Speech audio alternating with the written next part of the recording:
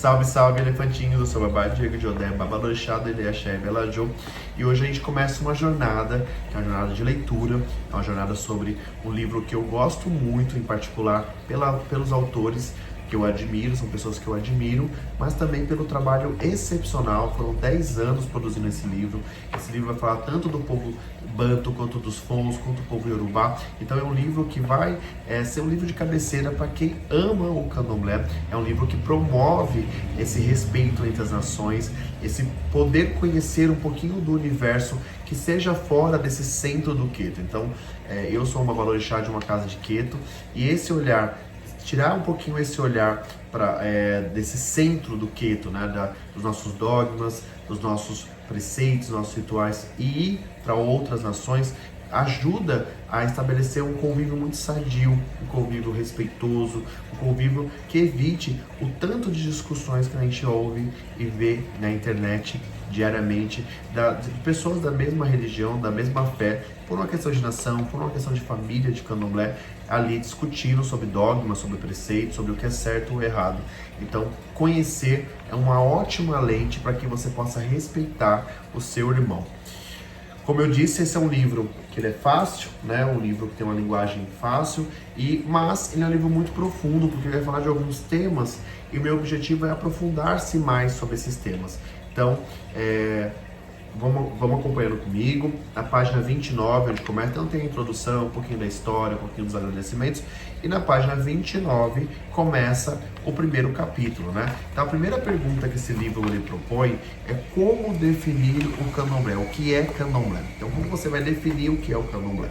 A palavra candomblé, ela vem do termo banto candomblé, né, que é dança, que é ritmo, que é roda, mas também existem historiadores que dizem que candomblé vem da palavra de casa onde se bate os pés. Então candomblé seria essas palavras juntas, e aí fica casa que bate os pés.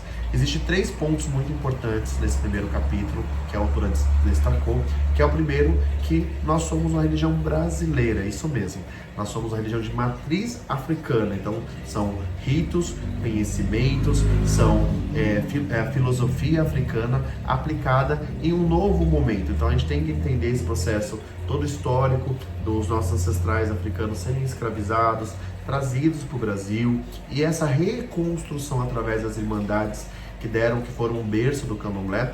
Aqui eles reuniram esses ritos, que existem muitas semelhanças, então a gente vai ver muitas semelhanças, mas a gente não vai encontrar igualdades. Então não existem rituais na Terra-mãe, né, na África e no Brasil, que sejam iguais, sejam exatamente a mesma coisa, mas existem grandes semelhanças, lembrando que houve uma adaptação ligada ao território, ligada aos povos que já estavam aqui e ao próprio povo europeu. Então, parte das rendas, das roupas, é uma herança. Parte do conhecimento das ervas vem do povo indígena.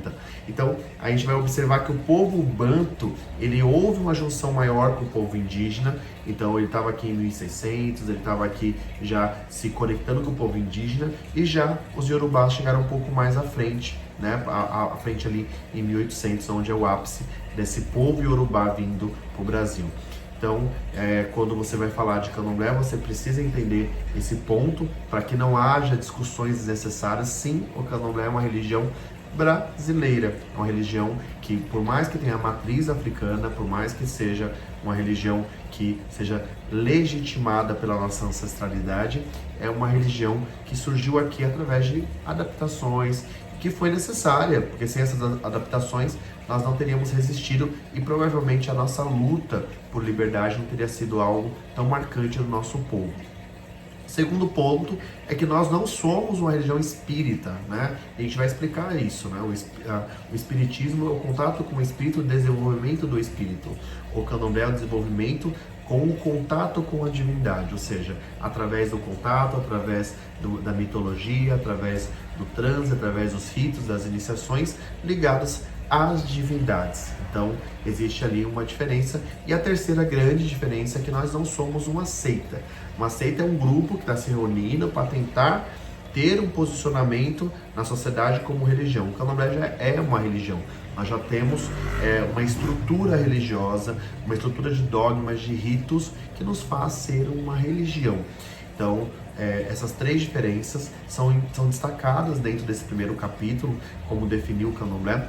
E um ponto muito importante é que o candomblé, ele é uma religião que ele é uma religião familiar. Então no candomblé nada é inventado, tudo é transmitido através da oralidade, então você precisa ter aprendido com alguém para que você possa transmitir. Esse é um dos pontos mais fortes do candomblé.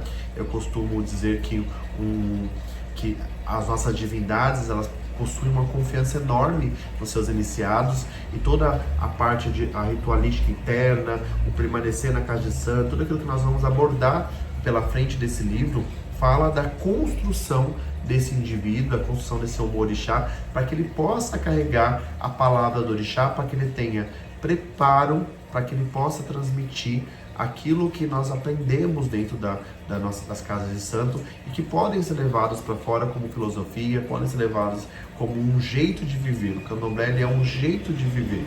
E a partir do momento que você compreende que o candomblé ele é um universo tão complexo, você tem um respeito em aprender, em se dedicar, em vivenciá-lo, para que você possa sair por aí falando o que é certo, o que é errado, o que é feito ou não.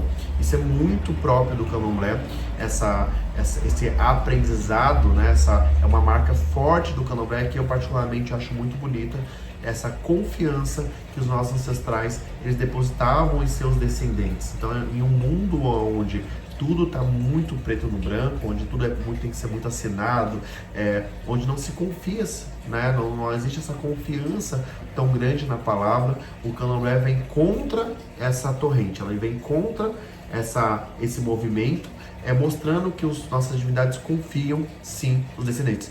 Claro, um livro ou um registro, ele vai ajudar muito na transmissão desse conhecimento. Quando você tem um norte, você pode começar a partir daí o desenvolvimento, como eu estou fazendo, o desenvolvimento desses temas tão importantes. Então, como definir o que é o que não é candomblé?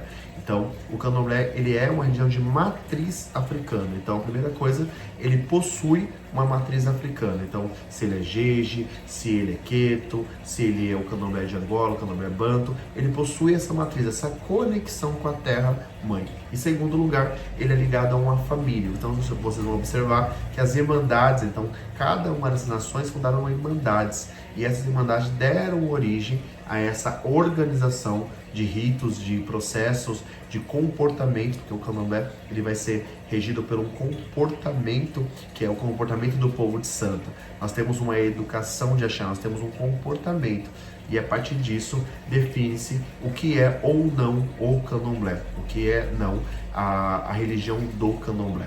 Esse é um ponto muito importante. Então, dentro dessa primeira pergunta, vocês vão ter esses pontos destacados que eu acho muito interessante, a forma com que o autor colocou isso, porque ele entende que existe aí o candomblé, que é o Xangô de Pernambuco, existe os calunduns de Minas Gerais. Então, aí ele vai um pouquinho lá atrás, ele vai recuperar um pouco da história até chegarmos ao candomblé como ele hoje é tocado, a forma com que ele é organizado, e esses dogmas que são muitos dos pontos que são apontados nesse livro. Eu acredito que 70% do que é escrito nesse livro é aplicado pelas casas de candomblé. E aí ele vai falando sobre o jeje, vai falando sobre o povo Nagô, vai falando sobre o povo de Angola. Então ele vai diferenciando aí, mas você vai observar que esses pontos que foram ditos, que foram escritos nesse livro, são de comum entendimento. Então, no primeiro capítulo, ele vai abordar sobre esses temas.